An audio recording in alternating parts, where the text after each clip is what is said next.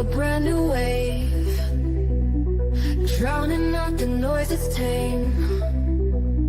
Liberty whispers through the brave, breaking free from every chain. Nullify the rules they crave, crypto beats that pave the way. Anarchy with minds that's safe, algorithms from dawn to day.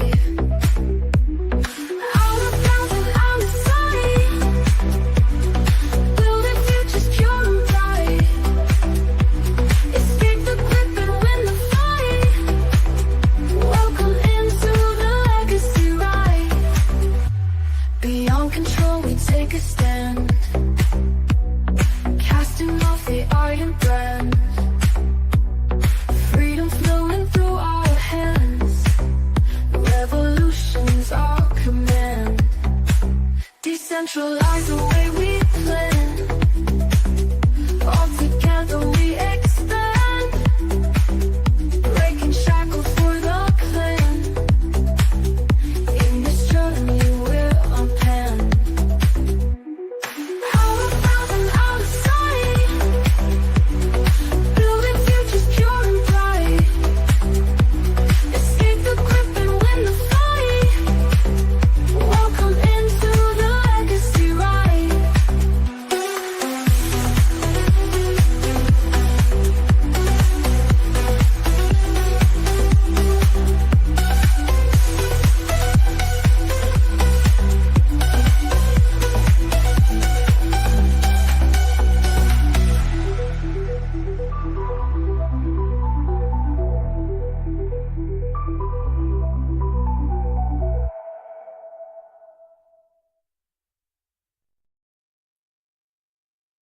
Welcome to the Weekly Legacy, Episode 3.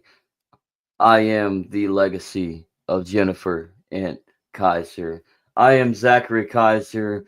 Welcome in to Andrew Joseph for another week. And we have another good one, I hope, for you. So tune in because we're going to talk a little bit about the Intel Superstate and possibly a name that I cannot say on YouTube, because they're probably involved. But in the meantime, before we jump into it, Andrew, let's do this thing. This is Friday, January 17th, when this comes out at 11 a.m. But we're recording this a little early, so we're not live. Sad. Sorry. I do want to apologize for interrupting your promo the other day. What promo? What promo? When you were doing your introduction, I interrupted it. Yeah. Okay. I see how that's how it is. Yeah. Yeah. Screw you. Hell no. Hell no to the hell no. Hell no. Speaking of a hell no, F the state. Buds in Reality every Friday live on YouTube, Rumble, and X at 7 p.m. Eastern. The number one liberty podcast. We're not going to say libertarian here. Fuck the libertarians. The libertarian movement has been co-opted by the LP, which are French libertines, socialists, and in bed with the communists and the fascists and all those other little statists. They have been co-opted. But the number one liberty podcast in all of Detroit, Buds in Reality. Check them out every Friday night. YouTube, X, and Rumble. And you got Andrew sniffing cocaine, dude. What? I'm sorry. You were so you were doing so well, dude. You were straight edge all your life. You know. take one sip of champagne for New Year's, the first time in your life, and now you're a cokehead. What am I gonna do with you, man? I don't know. So, but let's get down to business, man. Let's get down to business. First off, please help this dude out. Go to whotouchedit.com, buy yourself some Liberty apparel, some political statements, and get enmeshed into the realm of reality on your chest or your back and get some Every apparel shirt, at yeah. every shirt you So buy helps fund my habit. yeah, every shirt that you buy from Who Touched the Thermostat on whotouchedit.com, for some reason it fulfills Andrew's cocaine habit. I don't know how that works, but they have some sort of deal back there behind him. Who knows? Who knows? So yeah. You know what coke heads do on the street, They man, grow when they hair. don't have maybe, but I was gonna say, you know what they do on the street when they don't have money? They work for cheeseburgers. Don't be. Yeah, that was some "Don't be a menace" satire humor. Yes, sir. You got a cheeseburger, man? You want a cheeseburger, man? I'll Bring me suck home, your Mr. dick for Leahy. some cheeseburgers. You'll what? You'll suck my what? Come over here, and then they go back behind the van. If you Back to ever the trailer have park. not seen that movie, if you haven't seen "Don't Be a Menace," hilarious. Probably I know there's some the Wayans brothers, specifically Marlon, is getting some flack right now because of the Diddy parties, but the Wayans brothers were so hilarious, especially back in the '90s. I mean, that movie is great. I suck your dick for some cheeseburgers. So, uh, yeah, I forget the dude's name, but the guy that played the little homeless bum, like crackhead, cheeseburger head, and that was on the show. He was that comedian from the Chappelle Show. Oh, okay. That older like looking dude, kind of Yeah. looked like a crackhead. So, but before we get on the tangent, uh, this week we discussed a few little details. One, obviously, still in the news, going to constantly be cycling in because you have so much coming out in the political spectrum. I just read a tweet that said, and verify this for me, Andrew. But uh, is the is the Trump administration, when they get in office, going to try to curtail uh, federal disaster relief to California so long as Uh, certain I initiatives could. are met I had or not seen met? this, but I believe it. I could see it happening. So it's a Like, pressure move, like, right? Trying to get them to play ball. yeah, They no, got them it on the is. rebound.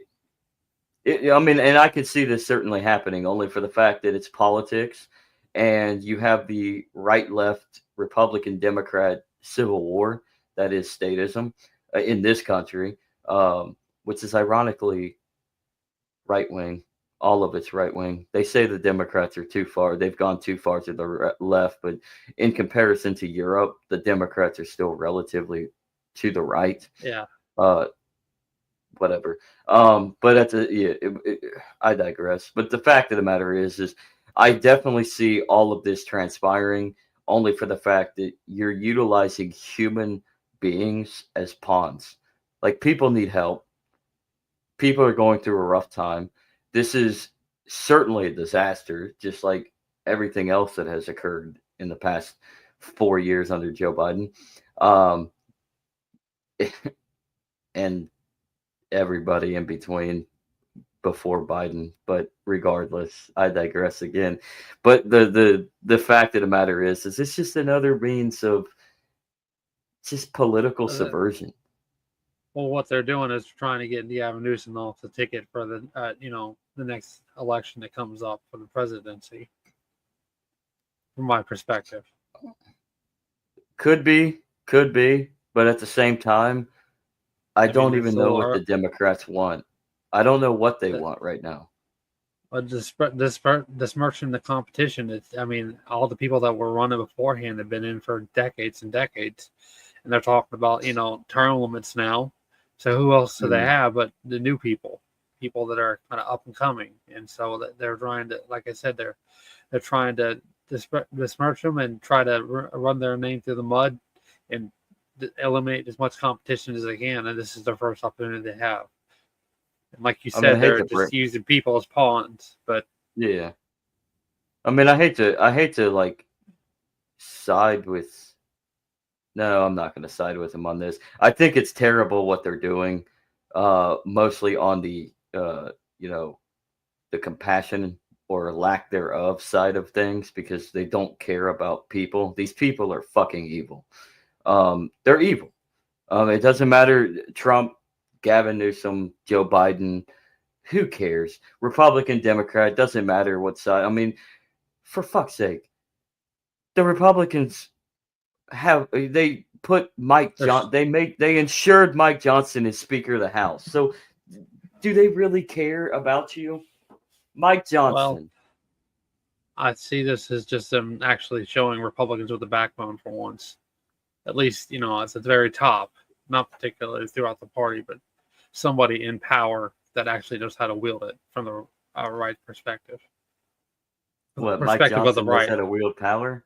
Mike No, Johnson Donald Trump. sucks. Yeah. Oh, Donald Trump. I was gonna say Mike Johnson's more like he has his mouth on both Bibi and Zelensky's cock right now. And honestly, I'm not even gonna say. Excuse me, I got something in my eye, but I'm not gonna say like actually something in my eye. I'm not tearing up, everybody.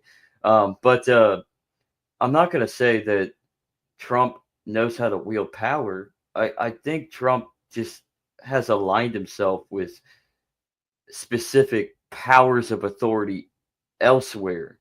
You get what I'm saying? So, like, I think Yeah. Donald Trump legitimately just has his mouth on the ding dong of Benjamin Netanyahu. And this is a Mossad psyop. All of it. All of it's a Mossad psyop. We all heard the left, the Democrats, yell Russian collusion for 4 years out of Trump's first term as president. But perhaps it's just Israeli psyops. Maybe it's just Israeli collusion.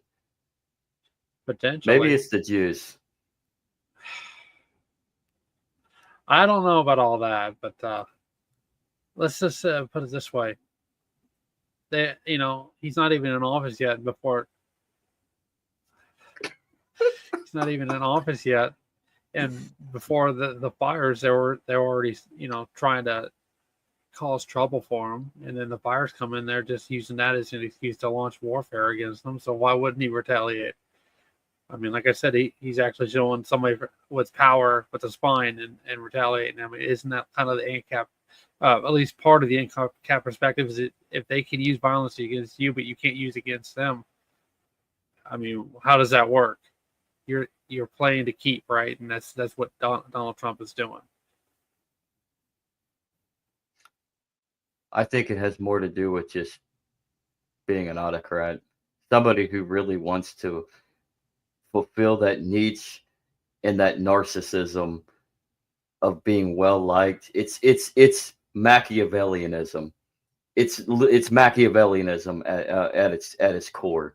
I mean, what was the great? I'm gonna butcher this because it's been a while since I read The Prince, but it is better to be feared than loved. Actually, I did not butcher that, but one of the quotes of Machiavelli from The Prince is, "It is better to be feared than loved," talking about leaders, talking about the princes or the the governorship of the city states of Italy, because Italy was something different than what Europe was used to. But and I think that's what you're seeing with Donald Trump is he absolutely understands the Machiavellian idea of what it takes to govern. So to a certain extent, I think you're right. I think Donald Trump does know, especially coming into his second term from his first, and how it ended. He understands how to wield the power, and so he's realizing that people are going to love you so long as you perceive that you kind of align with their ordeals, even if it is a fake ass lie. But that's only a few and far between. Your cult of personality only goes so far. And so you have to make it known that you won't take shit from anybody. And if half the country is evidently for Trump, right? Or actually more than half of the country, if you go off of the popular vote in this cycle of the election. But that doesn't mean that they're actually for Trump. They just voted for him. If half the country is for Trump, the other half is not, right? So you have to wield that power and that authority and force people to fear you into being the muscle that is needed, that strong man that is needed. And that is where we are dangerously on the edge of autocracy and dystopia in this country. Well, both parties are building slowly but surely, an army behind them to implement their role. It's you can't compromise forever. Eventually, there's gonna be some significant stress. There's gonna be like a linchpin, and they'll just go straight out for conflict. I mean, it's like I said before, white army, red army, right? You can only do so much before people just don't care anymore, especially if they're being drowned financially. So I think some of what he's saying about he's releasing the pressure valve with getting rid of federal, state income taxes and stuff like that, and replacing the whole system. But that's only buying time. Actually, let's read this. Let me see if I can find it. Discuss, Andrew. Go. Discuss. Discuss Oh what? shit, that's me. Oh Yeah, that's shit, right. that's me.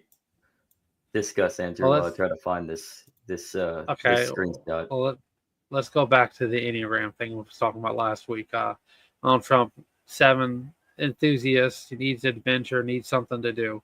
Can't just sit still. And an 8, power is control.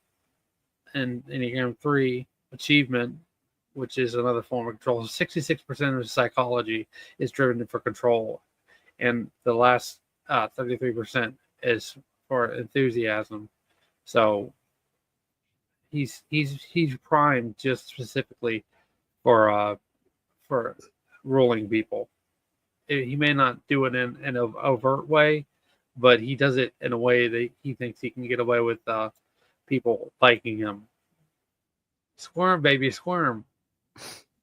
Now, okay, let's step back to this thing with California. Okay, there's well, did you find what you're looking for?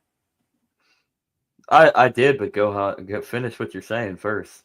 Oh well, I was gonna touch base on something that I was gonna talk about later on in this video, but there's a new implementation that's being worked on. I just watched a video about it through the Rust programming language of the Onion router or Tor, and I can see that being a bigger and bigger problem coming down the road, especially with them coming from trying to subvert his power and his authority. Is that they use that, they'll have somebody do something over that, and after they've done that for a while, and whatever that they had worked in the background, it actually happens. Like the thing with, I'm not saying this is how he did it or anything. I'm just saying with the guy that bombed with a Cybertruck a little while ago.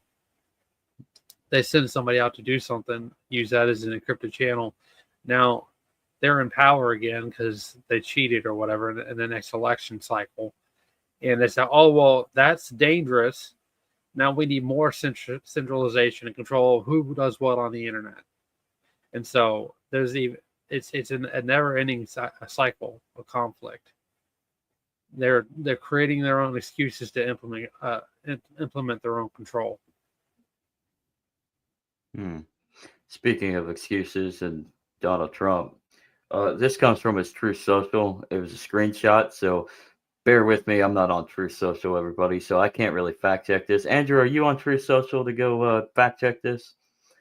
No, I'm not. Oh well, but whether it's true or not, I like it seems like a very Trumpian thing to say. But here's the truth. What do you call it on the Truth Social? we'll just call it a tweet. It's basically fucking Twitter for Yeah. for conservatives.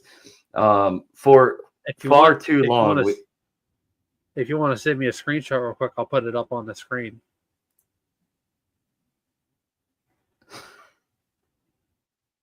all right. This is Technical difficulties, everybody. my bad. I just thought it'd be easier for people to see. There you go, Andrew. Put it on the screen. Okay, just a second. So, but with that, the Machiavellian arc of Donald Trump might be There you go. centerfold. So, anyways, this is it though, right here. So, for far too long, we have relied on taxing our great people, using the Internal Revenue Service through soft and pathetically weak trade agreements. The American economy has delivered growth and prosperity to the world. I don't think exporting fake dollars across the world is really doing much of anything there, Donald. While taxing ourselves, it is time for that to change. I am today announcing that I will create the External Revenue Service to collect our tariffs, duties, and all revenue that come from foreign sources. We will begin charging those that make money off of us with trade, and they start paying finally. Who pays there? Who pays? Who is the actual payee of the tariff there, Donald? Their fair share. January 20th, 2025 will be the birth date of the External Revenue Service. Make America communist. I mean, great again. Yeah, it's definitely something. What do you think about that? Do you think he's truthful? Is he going to create an E? I think he's crazy enough to do it. This is the first I've heard of this. I'm sorry, forgive me, but yeah, this is a way for him to bring businesses back to the United States, make things made in America again. What? People who are outsourced to China and stuff like that. This is his pivot, I'd imagine. That's his pivot, yeah. But is it really going to bring business back to the United States? First off, we still have to import. Not all. I mean, if we actually allocate it right, we can get a lot of our resource intake here in this country. But we still have to trade have a relationship with other nations in order to fulfill the resources we lack over here. On top of that, we've globalized so much in our consumer structure economy, our fake political economy, for which everything is being produced over there. It's going to take time. You can't just work it overnight to bring all these businesses back. And on top of that, does he not realize that it would be the typical American consumer that is going to pay for these tariffs, these protectionist taxes, not the other way around? Well, I mean, it's good politics from his point of view, right? He thinks the people are just going to go along with it, not any wiser. But you're right. I mean, we do pay a higher premium. We do. I mean, that's why protectionism has never actually worked. I mean, there's a reason why the South succeeded. This is like an invitation for somebody to attack us, which justifies their, desire for war. Oh, are you saying that we're going to tariff Mexico by 200% and they're going to either go to war with us, which they'd lose, or, well, maybe not, actually. They might not, actually. Or we annex them. Mexico will Perhaps. be revealed. So either that, this is very dangerous. This is treading dangerous waters with unleashing the other seven-headed dragon known as China, because you don't know the volatility there and where I mean, at this point, they're not in the best of scenarios to do anything. They have their own issues internally, but you open up another front and expand the trade war that's already going on. Um, they're going to do the same, and then eventually it'll escalate. And nobody talks to each other anymore. We're all enemies. Um, there's a chance that, I mean, everybody was calling that it will probably be under Biden we go to war with China, but it sounds like there might be a chance that we go to war with China with Trump, like actual war. Do we want that? If that is the case, could that be a possibility? Is that what he wants? Does he want to go to war Well, with China? I can definitely say that if war was break out with China, they have a really, really, really tense relationship with their neighbor India, and they've got a pretty equitable population size, so that might not be their best option.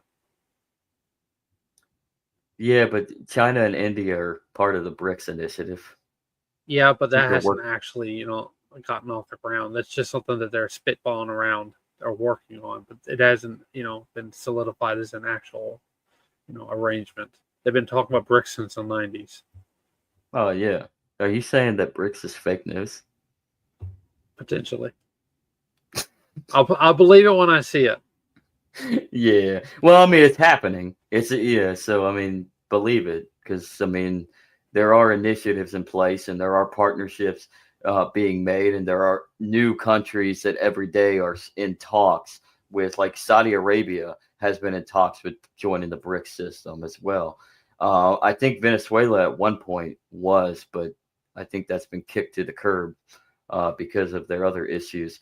But but yeah, so it's happening. It's definitely happening. So, um, The External Revenue Service is definitely more realistic than the BRICS at this point.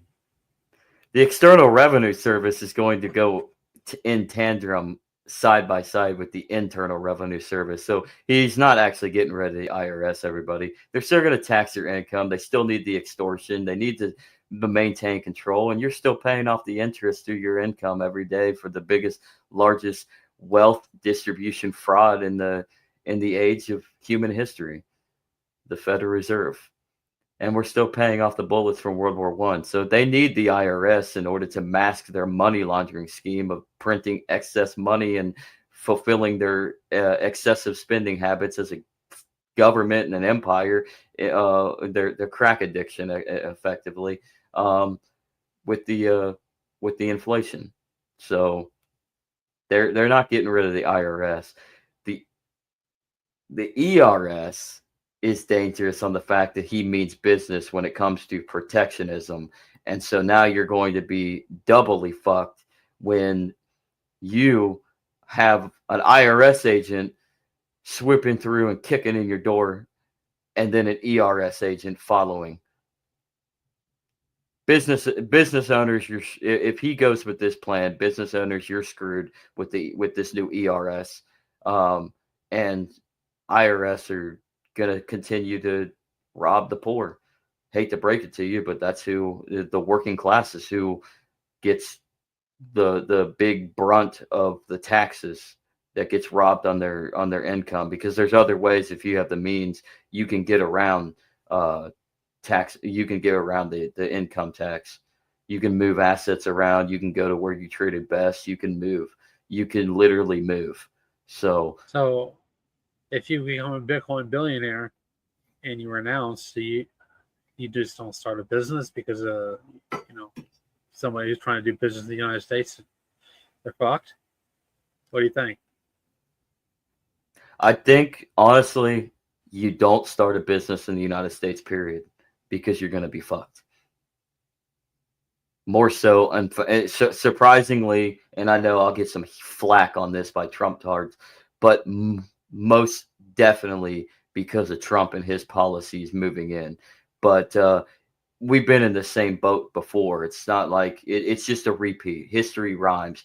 Trump is going to do his magic. He's going to go down his path, but he's doing the same thing as other administrations under their regimes that the government and the bureaucracy has commandeered. Whether it's Joe Biden, whether it's Barack Obama, whether it's George W. Bush, Bill Clinton, George H.W., Ronald Reagan, Carter, Ford, Nixon, and so on and so forth. This has been going on for well over 100 years, probably the whole entirety of this country, but specifically over 100 years. They're at war with you. I know you that are the enemy. because I'm Batman. And yeah, okay, I know you. Yeah, so and that coincides to what we're going to talk about next, which I have a video because you are the enemy that the government is coming after. And this video was actually made by our buddy Greg Lang, actually. So let's dive into it. We'll discuss it. I'd like to actually watch it, and then dive further into it rather than pause it. So it's only 13 minutes long, The fourth, reclaiming the right to So it started So here we go. Securing the fourth, reclaiming the right to digital privacy in an age of surveillance. By Greg Lang. Introduction. The Fourth Amendment to the United States Constitution enshrines a fundamental protection: the right of the people to be secure in their persons, houses, papers, and effects, against unreasonable searches and seizures. This clause, often invoked in legal battles over government overreach, has traditionally been interpreted as a passive safeguard against unwarranted intrusion, vis-à-vis a, frequently caveated, probable cause-grounded warrant requirement. However, as technology evolves and state surveillance capabilities expand, it is imperative to revisit and expand our understanding of this critical buttress of the deeply rooted American tradition of protecting individual liberty against government actors. Specifically, we must recognize that the right to be secure in implies not just a passive shield, but an active right to employ tools and methods that ensure our privacy, especially in the digital realm. The framers and the art of encryption. To fully appreciate this expanded interpretation, we must consider the historical context in which the framers operated. Encryption and cryptography were not alien concepts to them. In fact, they were intimately familiar with these practices. During the Revolutionary War and the Founding Era, encryption was a vital tool for securing communications against interception by adversaries. George Washington's use of ciphers. As the Commander-in-Chief of the Continental Army, Washington recognized the importance of secure communication. His correspondence often employed codes and ciphers to protect strategic information from falling into British hands. Thomas Jefferson's wheel cipher.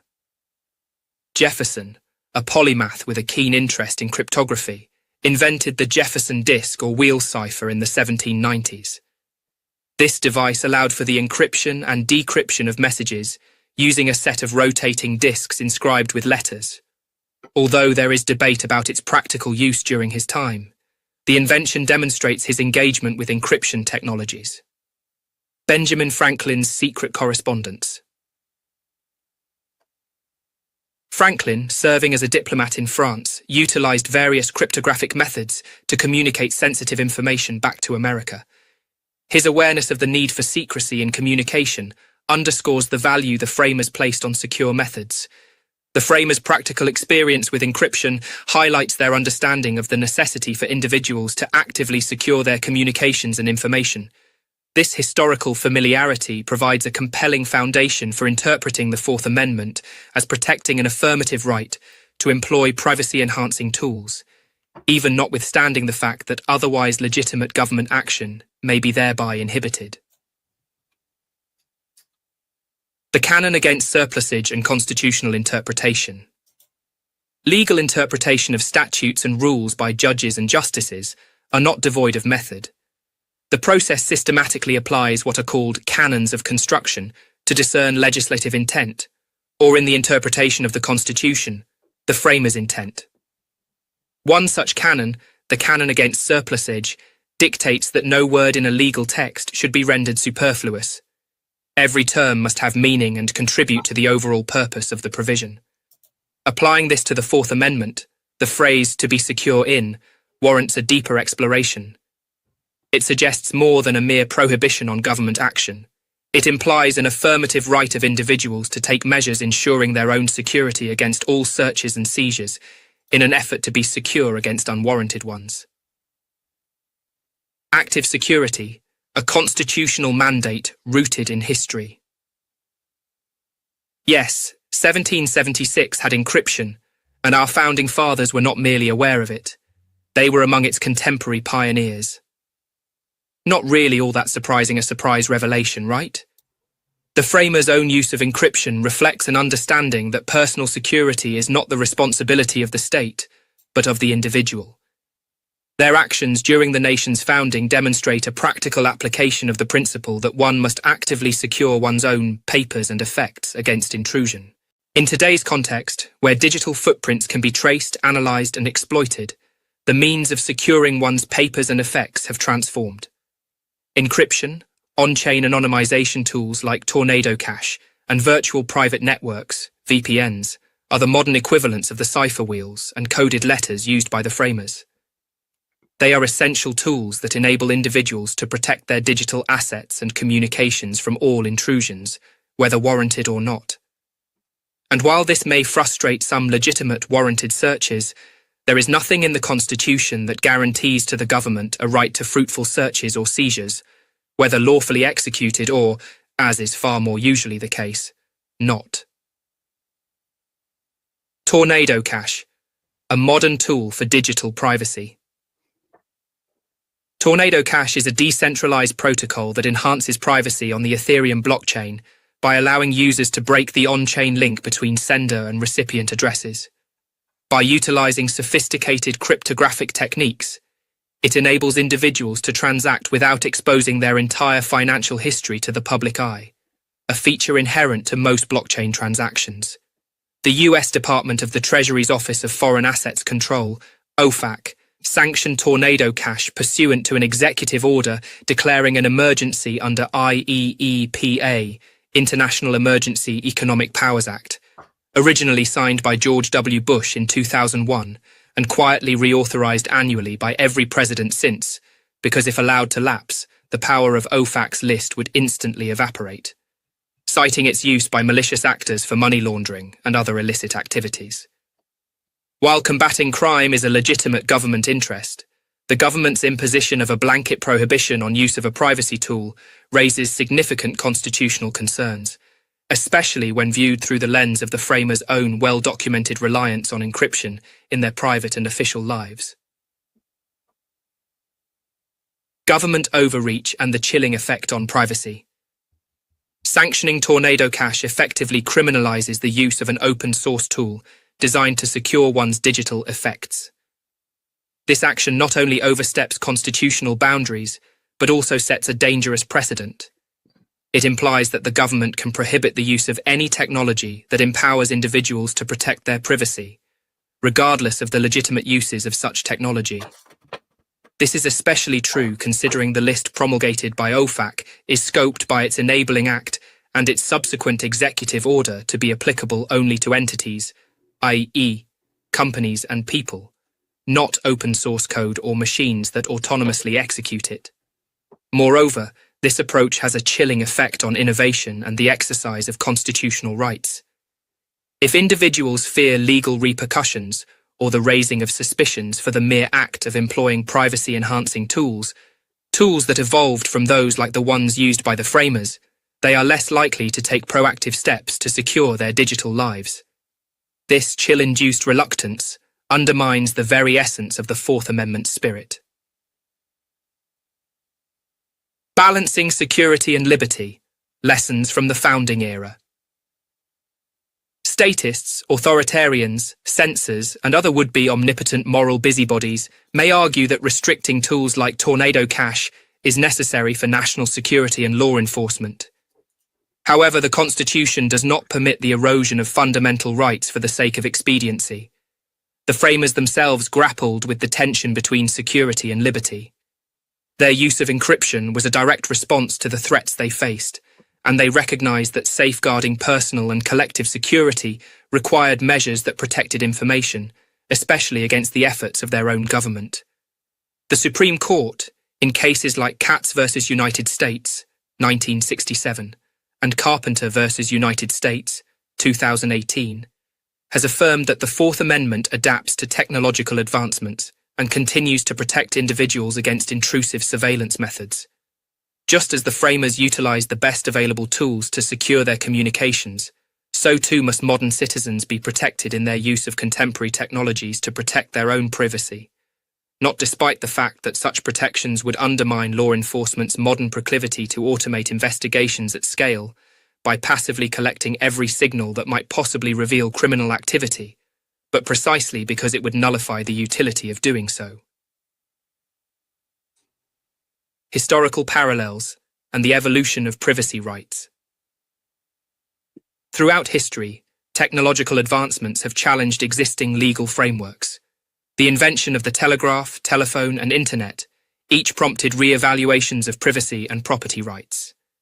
In each instance, the courts have had to interpret the Constitution in light of new realities while upholding its enduring principles. The framers' engagement with encryption during the nation's infancy serves as a historical precedent for the acceptance and protection of privacy-enhancing technologies. It illustrates that the active securing of one's information is a practice deeply rooted in American history. The imperative of recognizing digital self-help. Acknowledging an expanded reading of the Fourth Amendment is not just a legal exercise, it is a necessity in safeguarding the values at the core of our national character. In an era where data is power, the ability of individuals to control access to their personal information is paramount. Privacy is not merely the absence of unsanctioned observation. It is the right to selectively reveal oneself to the world. By recognizing the right to employ privacy tools as an extension of the right to be secure in one's digital effects, we reinforce the constitutional protections intended by the framers, protections they themselves exercise through the use of encryption.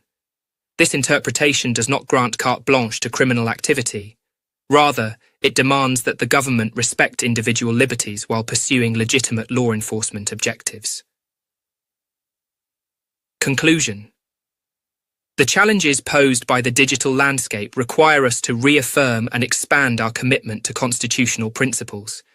The Fourth Amendment's protection is not a relic of the past, but a robust safeguard designed to adapt to new threats to personal liberty. Embracing an expanded reading that includes the right to use privacy-enhancing technologies is both a logical and necessary step.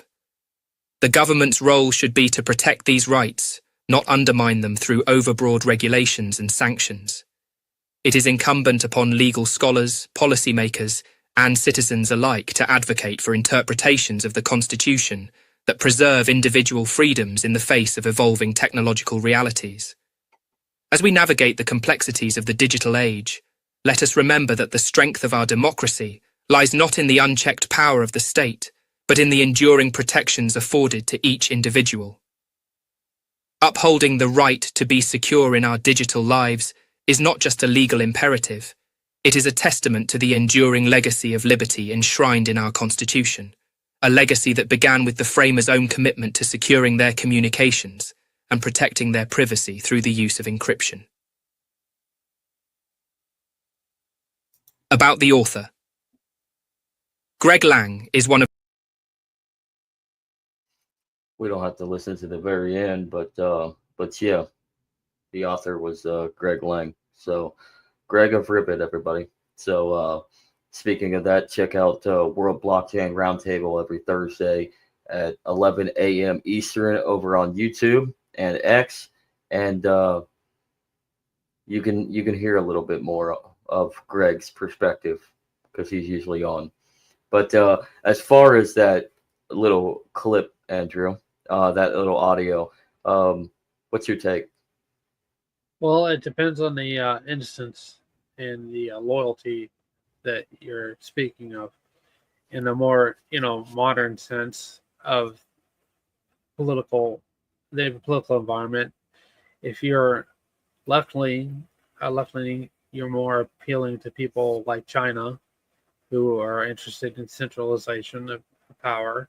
If you're right-wing, right leaning, then you're more interested in following somebody like Donald Trump, right? Uh, this goes back throughout history. If you go back to World War II, right, FDR versus just many of the people that he ran against. Obviously, people were more loyal to FDR because they felt like he was the country, uh, he was the foundational myth for his era. It's really just depends on who is loyal to what idea at what instance of the country that you think is more important.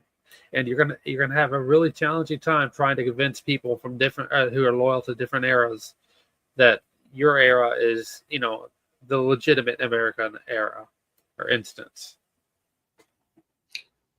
That's a very good comparison to FDR with Trump, in my opinion. Actually, good job, Mansbro. Because I mean, there is somewhat like I said earlier in the episode, history rhymes. Yeah, Doesn't repeat, but it rhymes. There's a chance that it can repeat, but it does rhyme. And there are definitely it can't be very similar. It can be, or I'm sorry, it can be very similar, but it's never going to be the same.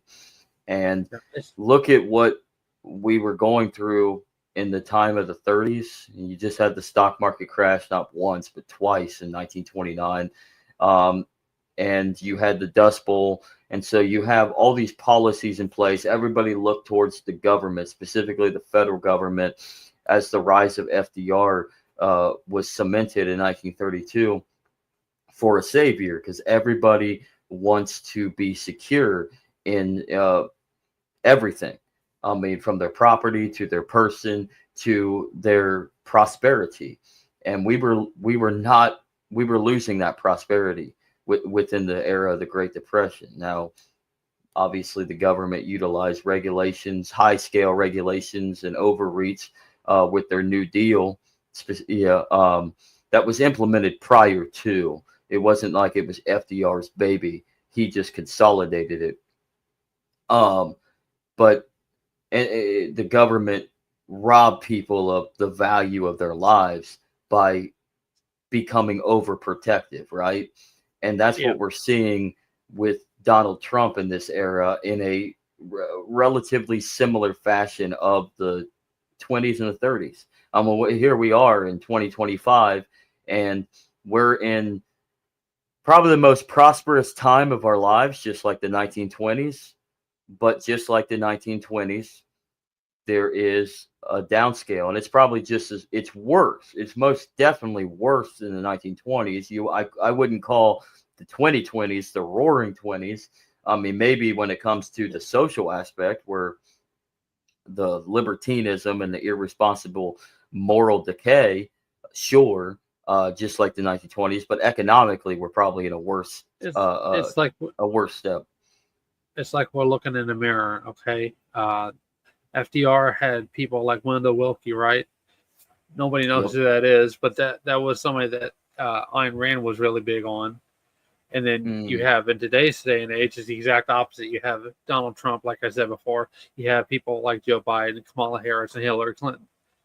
And I mean, it played out basically the same. He's got multiple. Obviously, Joe Biden was president, right? But he didn't win. He won. Just the same way FDR had multiple, So, are you saying that all elections, specifically on the federal level, are rigged? Yeah. Are you saying that they're all rigged? There's an Is there a practicality to voting, specifically on big level government? How about local level? I mean, it's a lot less chance of things being rigged there. There's nobody interested in local level. I disagree. It doesn't necessarily have to be rigged. It can be rigged from a situation of policy that is already set in place, and culture, and then you have a mesh of, like, specifically in small towns, and more rural. You're going to have a tendency of, like, to have more unopposed racists. So there, it is to a certain extent very rigged because you don't have that element of choice. It's either Maybe, don't vote or vote for the person that's running against themselves. They're playing with maybe themselves. I should rephrase that. The consequences are less substantial. I disagree. I'm gonna push back on that because I think depending on the culture standpoint of that area, um, people are a lot more likely to permit certain corruption in the small towns because you have such a small pool of people that are that are more implied towards reaching out into the political sphere. So you're going to have more of the same and a lot worse because it's more local. So the local tyranny is probably can be just as worse because they can restrict you both. Not only can they restrict you financially through say on the county level per state statute property tax, but they can restrict you within your business as well as your residence through zoning. And zoning is conducted completely on the local ordinance level. Are you So implying that they have. are you implying Killdozer was the legitimate concern? I'm implying that Killdozer had a legitimate reason for why he was going on his rampage. So Oh I man, I'm mean, wrong on everything. it starts low and goes up to the top. The issue with the federal government, and I think this goes back to where you hit it to FDR and the expansion of the federal government through the New Deal policies of the Great Depression. It goes back and it aligns in tandem with the founding of the Federal Reserve and the passing and ratification of the 17th Amendment through Internal Revenue Service being created, the income tax. Well, I'm glad I It know how to fly a starts with plane. it starts. Please don't fly a plane unless you're ANCAP Air. Follow him, by the way. Andrew But Joseph, IRS, come on. it coincides with a lot. I'm losing track of but it coincides with the funding.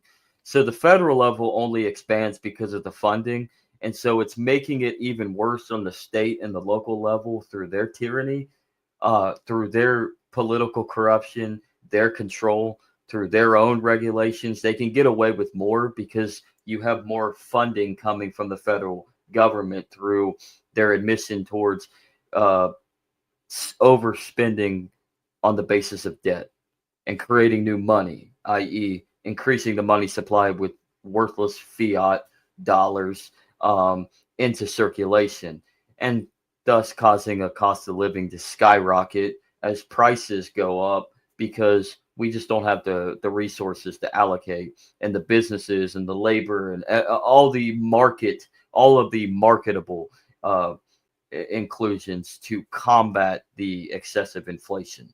So it starts with the funding that's funneling down. That's how the federal government has control, in my opinion. It's through the funding and the control of the monetary monopoly. But the real tyranny is on the local level.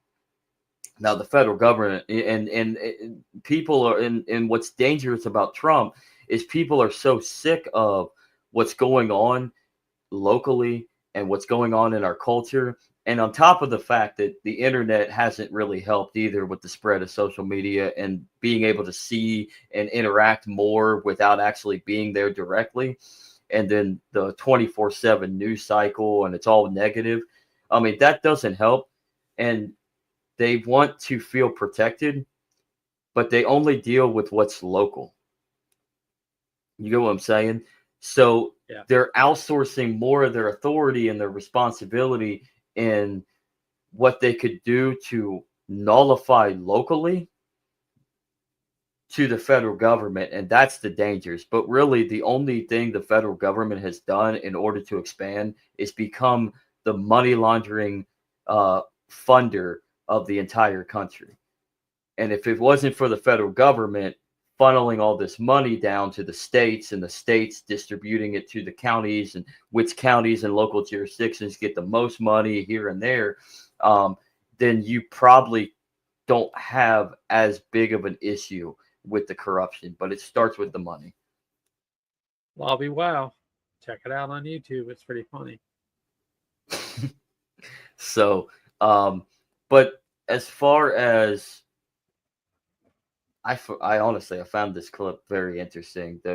As far as the cryptography and the history of such, and the dangers of the government utilizing it in their own fashion while attempting to criminalize other alternatives that can keep you safe and secure within your person, your property, and your papers. Fourth Amendment. What do you think? Where do you think we go from here? How do we get people to acknowledge the true need of privacy, specifically with government? Well, it just, like I said before, it depends. And also on the individual level. Do they have a backbone? Or they're spineless? Or they say, oh, no, we can't have that. That's stopping corruption, right? That's how they're fixed psychologically. Don't be a Karen. Yeah. And then you got people like Vince McMahon, who we were talking about earlier in this week, and he's got connections, he's got friends, he got off light, right? So the game is rigged, like George Carlin says. The board is tilted. Best chance you have to do anything is best chance is the only thing to do is leave. At least from my perspective. George Carlin did get the chance. He did get a chance to leave. He's no longer on this earth. No man capitalism, but yeah, I guess that works too.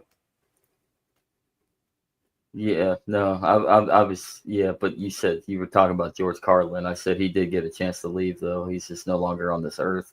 He was abducted. He's with the aliens. He didn't die in 2008. He went home. Right. He just went home. George Carlin is like the Enoch of our generation, in my opinion. So it wouldn't be far-fetched for me to say that he was taken up body and soul into the heavens, aka abducted by aliens. So yeah, and he was a prophet. I will say that George Carlin was in his comical satire, he was very prophetic in his message. It was very radical too. So very much to the left of center regime. Yeah. That Joe Biden is not, everybody. Joe Biden is very much a true in tandem full centrist. Jack. He's a neoliberal capitalist, man. And you know what? You know how I think about capitalism. Oh yeah. Dirty commie. It's markets, baby, not capitalism. Markets. Yeah, markets have nothing to do with capitalism. Capitalism literally is just Marx's. I know it sounded very, very similar. Marx's description of what the bourgeoisie were. And he kind of has a point, because the bourgeoisie, or the dirty, filthy capitalists, as you lefties would say, they don't experience, they may have started within the market system to achieve their success, both financially and economically and in business. But in order to keep it and to maintain, the capital stays within their realm and doesn't distribute into a marketable sense, so that, we can innovate and build, communities can succeed, and competition thrives. They consolidate it through the help of the state. And I think SEK3 Samuel Konkin says it great when he actually compares it to just referring it as capital statism. I'm gonna probably bungle this quote, but I remember Mises' quote. He was saying that capitalists aren't interested in, keeping a free entry into the marketplace. they're only interested in maintaining their position, in that anybody interested in a real legitimate free market is always open, trying to open the door for new people. Yep. Mises, did he? Well, yeah, he did personally call it free market or laissez-faire capitalism, which is understandable. You got to distinguish it and use the terminology that people are going to understand. And it's like the term socialist in the 1800s is different than socialist in the 1900s. Exactly. Socialism, actually, I would actually disagree with the full-on 1800s, because earlier on, prior to 1848 and the Marx Engels publish of the Communist Manifesto, socialism in the early 1800s and into the 17th and 18th century had a much more social and cultural element to it. And then after Marx and Engels published the Communist Manifesto, and then many of their articles and their works prior to and after the manifesto, and then of course Marx's Das Kapital, that was published in like the 1850s or something. I forget exactly what year, but I think it was like 10 years later. This created a new, I guess, mathematical or empirical version of an economic school known as socialism, which socialism in its realest sense has nothing to do with economics. It has more to do with the utopian strategy of, well, communalism, of community-driven, collectivized relationship. So it has more to do with society and culture and less to do with economics. But then you look into the economic side, and that can go into, that can pull from society and culture in order for markets to work. So without society and culture, you can't have a free market, because without relationships and without human action and interaction within these markets to innovate and invent and create and have that entrepreneurial spirit to allocate what is scarce resource in order to better society in the long run through competitive nature and exchange, then what do you have? Not much. So, but yeah, I mean, so I actually would, to the realist sense of what socialism is all about. I mean, I don't believe in the collectivist idea. I believe that the only thing collective that we're about is we are human and we are social creatures, and we do need to collectivize as a community and build relationships and work with each other. Otherwise, we're just going to be constantly fighting each other. But I'm an individualist first and a free market capitalist. I'm an anti-capitalist capitalist, as Per Byland would say. Speaking of Per Byland, check out Mark Poole's Not Conscious. It released Tuesday, January 14th, was the live stream. It is on YouTube, Rumble, and everywhere else that you can find Not Conscious. But he actually had Per on recently. You remember Per, Andrew? I do. That was a great we had interview. Per on.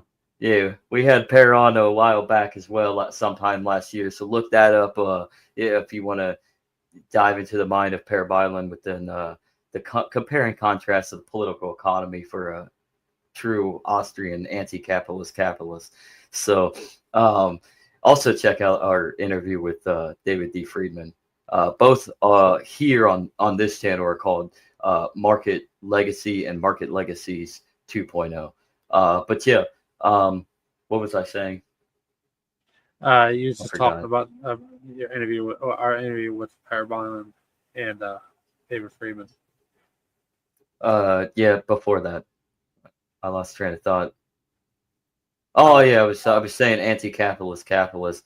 I totally lost where my train of thought, where I was going there. So, but Andrew, take it away while I think. I might be able to catch it. Don't forget about the anti-capitalist mentality by Leave It Upon Mises. It's a good book. It's not terribly thick, but it's very objective and to the point. So it isn't human action thick, but it gets to the point. It'd be interesting to see a implementation of the Enneagram and how it could work with human action as a book. Just pointing out the difference. It may not be human action thick. It may not even. Honestly, I think Provoked might actually have beaten human action. Really, I haven't got a physical copy Maybe. yet. I don't know. They're both really big books. How many pages is human action? No, it hasn't beaten human action. Yeah. Human action it's is like definitely a piece. 3,000 pages. It's definitely Not words, a chunky everybody. boy. Yeah. Oh, it's pages. And it's just to get through it, man. Oh my God. You know that you live in the retarded realm of the 21st century when you try to read human action. You're like, what is that word? What are you talking about? Mises was a cosmopolitan of his day. So, like, people in his day would have been looking at him like, what? And this is exactly what they say. Sorry, I don't speak Italian. Yes. That is exactly what like, fuck you. Sorry, I had to. She's cute. Fuck. Well, yes, Bitcoin, I would. Absolutely would. But sadly, anyways, we have reached the peak of our time here. So anything to say? I haven't figured out where the hell I was going on that tangent. Well, I've done a total capitulation because of the cocaine I did earlier. So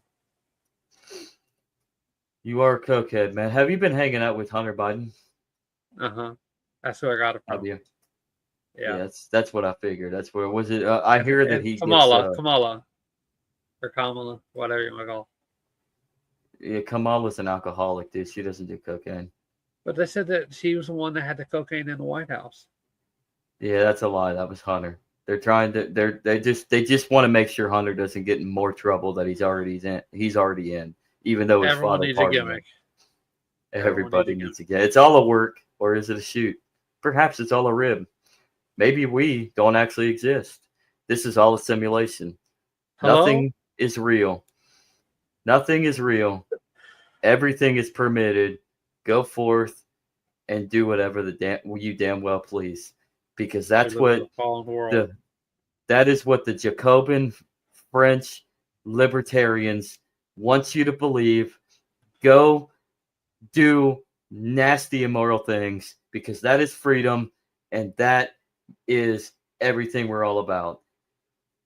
This is not investment advice. This isn't investment advice. We just all live in a simulation. So we listen to the Jacobins. Socialism. Actually, surprisingly, that's probably where socialism on the Marxist standpoint in the 1840s and 50s kind of hit their trajectory, was the French socialists or libertarians. Seriously, libertarians of the French Revolution. I go down rabbit holes because history is ever expanding. Left side of the church versus right side of the church. Come on, you got to pick a side. Are you with the libertarians or libertines? Which one is it? Come on, pick a side. Any side. Well, the thing about it is the libertarians are they are the libertines. That's what I'm saying. Yeah, I know. So, yeah, which is sad to say. People want to associate libertarianism in the manner of individual liberty, but what is individual liberty? Well, individual liberty is not going around fucking anything that you want to fuck, right, or molesting kids, which you get what I'm saying, which is what libertarianism has left bolstered itself over the years. So right libertarians are all about that wood chipper. Yeah, left libertarians are all about that wood chipper, man. Are we left libertarians, man? We are agorists. I'm all about that wood chipper and helicopter. Hey, I'm all about that attack helicopter, using that attack helicopter and that wood chipper. Down But cancel that's on the YouTube. thing. Yeah, but that's the thing with libertarianism. It's devolved into what the French libertines were all about, specifically in Yeah. today's day and age. Is it focuses more on the social, cultural aspect of what the Democrats have kind of thrived off of for their voting base since the 60s and the 70s in order to establish their power. And so the libertarians in today's day and age they've gotten so ingrained in this partyarchy structure and politics that they have effectively become what the Democrats have decided to utilize for their promotion of power. And in reality do the exact opposite. They're using you lefties so that they can establish their power. And then where did the lefties go after that when they realized that they got screwed over? They go to the Libertarian Party. Well, I guess this points out G.K. Chesterton was right. You can't, deregulate something and not replace it with anything and expect no consequence. Boom! And that's where we're going to leave off right there. G.K. Chesterton was a beast. Also, the main man against FDR practically. He was British though, but still same time frame against the same tyranny that FDR represented and Britain in general when it comes to Europe. Chesterton was a badass. Right. With that, Andrew, what would you like to plug? What would you like to send these people off for the weekend? What would you like for them to go dive into the rabbit hole about? Like I said, it's interesting to see what's happening with this thing with the Rust programming language. I'm not encouraging you to go look into it. I'm just saying it's something to keep an eye out, consider, see how it develops, and see if it comes up in the news again. And with that, everybody, like, subscribe, follow us everywhere across the podcast circuit. But like, subscribe, leave a comment, share this. Let's spread this message.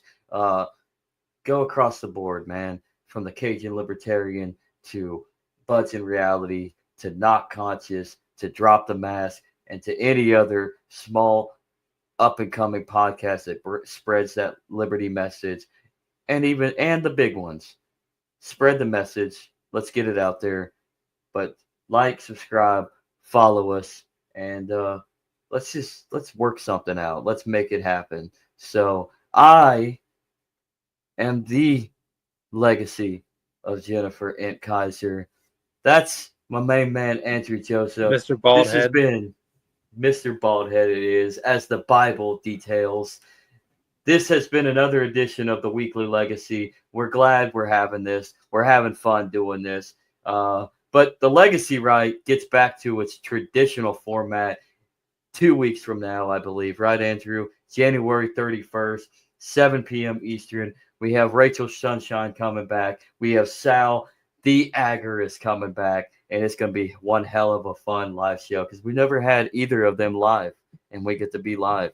So check that out in the next coming weeks to end your January. So with that, live long and prosper and peace.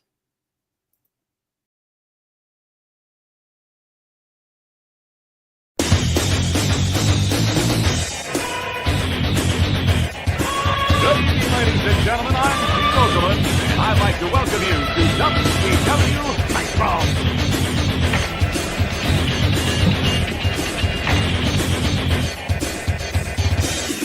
You know, brother, you think you know what it takes to beat Hollywood Hogan once you climb in the ring and try out the largest arms in the world. Oh,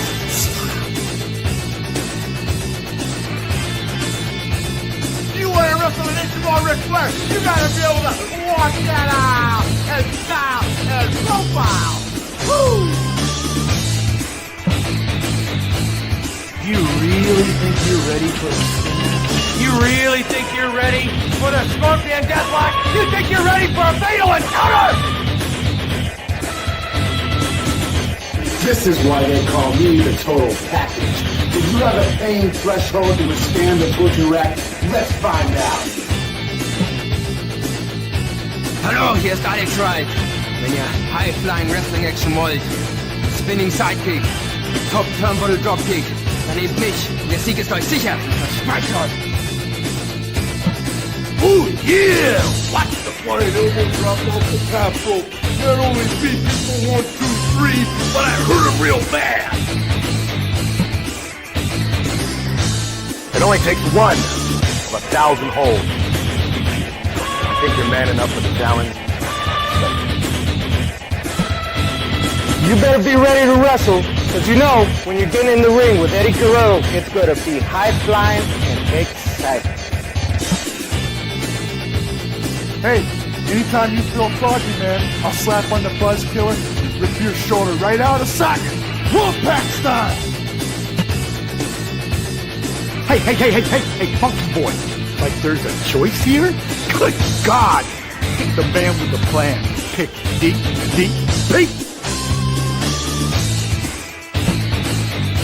Hey, all you suckers out there, you wanna play the game? You wanna play with the big boy? Put your feet on the button, cause when you go down 110th Street, it's gonna be on like neck bone, sucker. This is Booker T from Harlem Heat, hardcore OG brother from 110th Street. If any of you punks got the guts to step up to the plate, push the button. Yo, Chico, you selected Scott Hall? Get ready for a wild ride on the outside.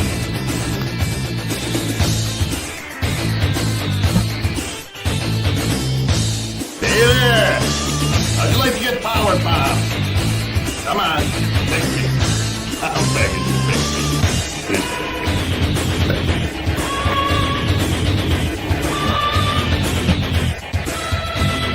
You think you got the courage to step in the ring? I think you're gonna wind up with a snap neck with a choke slam. Technical wrestler, high flyer, brawler. It don't matter what you consider yourself to be. When you're in the ring with the crippler, you're a loser.